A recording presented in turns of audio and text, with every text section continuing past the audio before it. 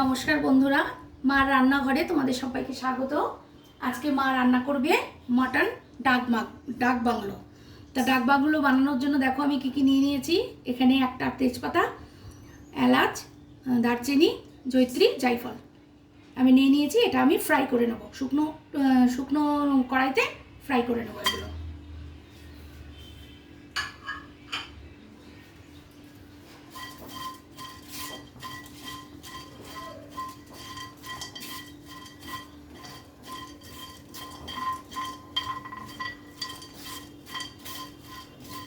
ভালো করে ফ্রাই হয়ে গেলে এটা বেটে নেব মিক্সিতে।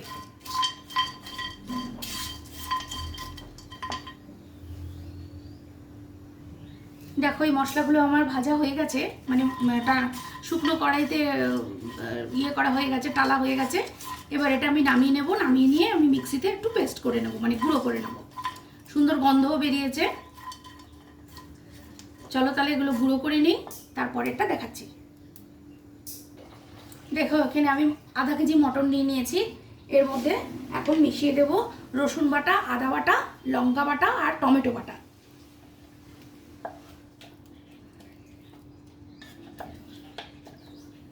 রসুন, আদা, লঙ্কা, টমেটো এই তিনটে পেস্ট আমি এখানে মিশিয়ে দিলাম।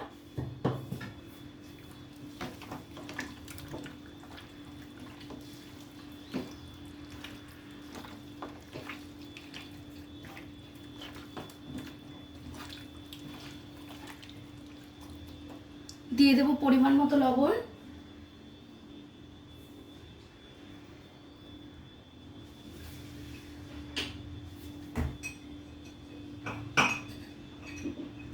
পরিমাণ মতো হলুদ,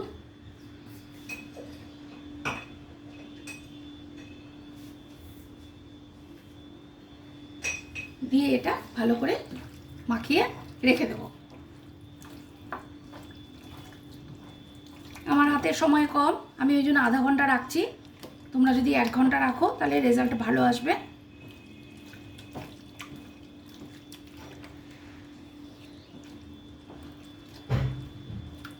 ব্যাস, এটা মাখানো হয়ে গেল। পরবর্তী স্টেপে চলে যাব।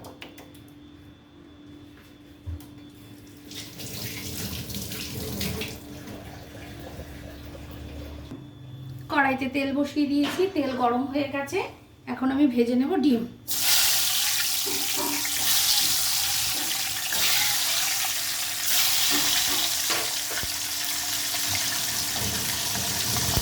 ডিমগুলো হালকা লাল লাল ভাজবো।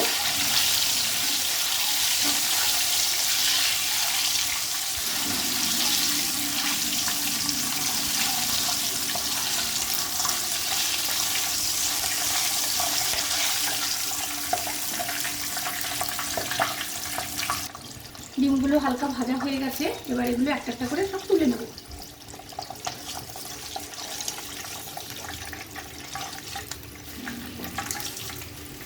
এই তেলের মধ্যেই দিয়ে দেব আলু।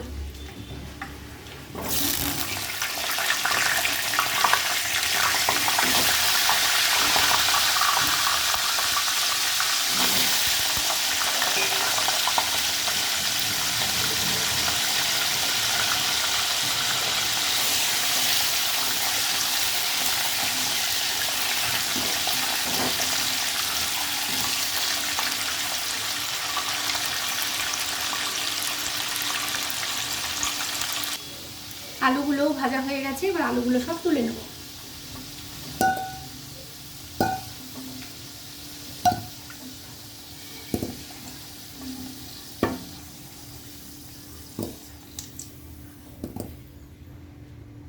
এইবার এই তেলের মধ্যে দিয়ে দেব আমার ম্যারিনেট করে রাখা মাটনটা।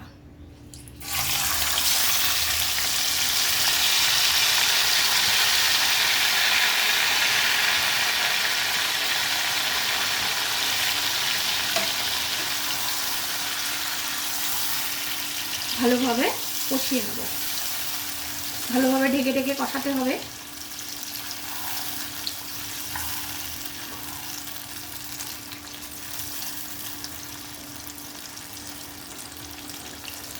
এই সময় দিয়ে দেব বেটে রাখা পেঁয়াজ।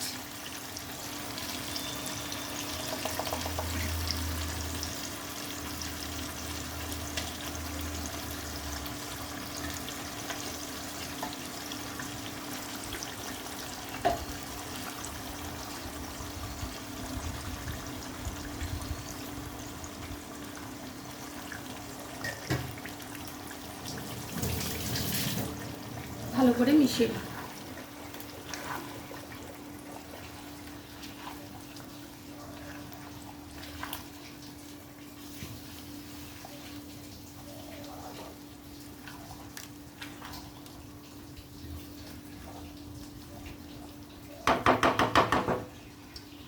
কষতে থাক, আমি এখন ঢেকে দেব।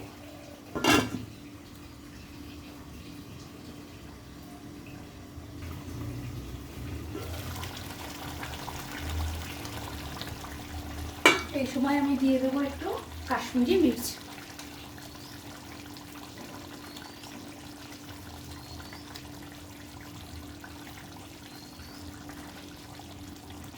ভালো করে এটা আবার নেড়ে দেবো।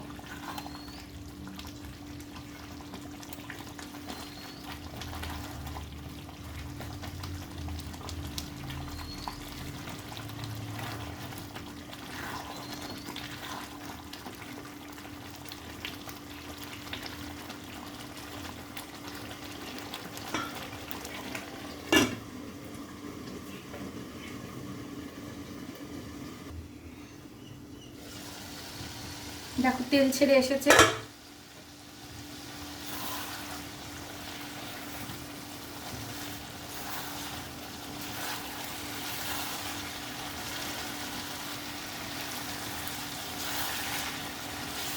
এখন আমি এর মধ্যে আরেকটু গরম জল দিয়ে দেবো। আমি পাশের কড়াইতে এক হাঁড়ি গরম জল করেছি, এই যে এক হাঁড়ি গরম জল করেছি, অল্প অল্প করে গরম জল দিয়ে দিয়ে কষাবো।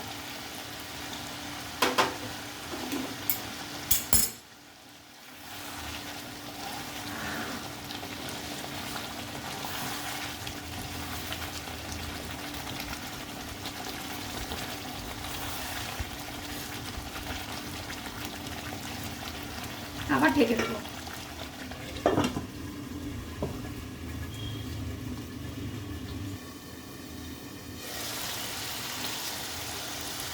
দেখো একদম তেল ছেড়ে গেছে, আমার মাংস কষানো হয়ে গেছে। এর মধ্যে এখন দিয়ে দেবো আমি ভেজে রাখা আলু।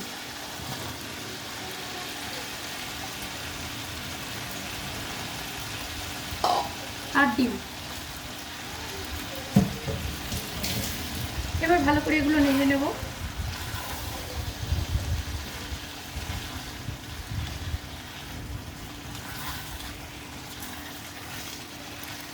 এখন আমি এর মধ্যে দিয়ে দেব গরম জল।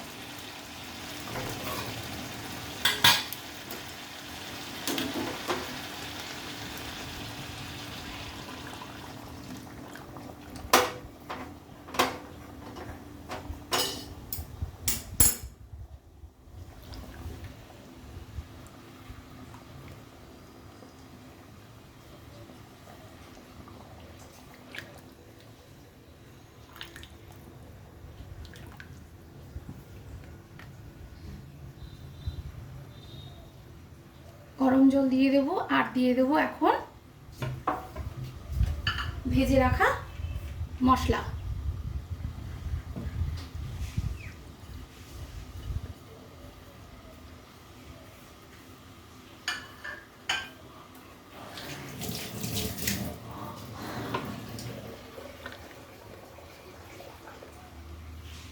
এটা সেদ্ধ হয়ে গেলেই আমার কিন্তু তৈরি হয়ে যাবে মাটন ডাক বাংলো।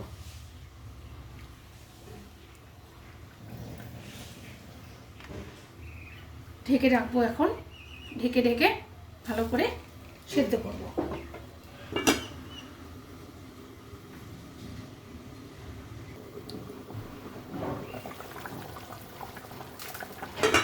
ঝোলটা আর একটু টানবে আর আলুটা একটু সেদ্ধ হলেই আমার তৈরি হয়ে যাবে ডাক বাংলো।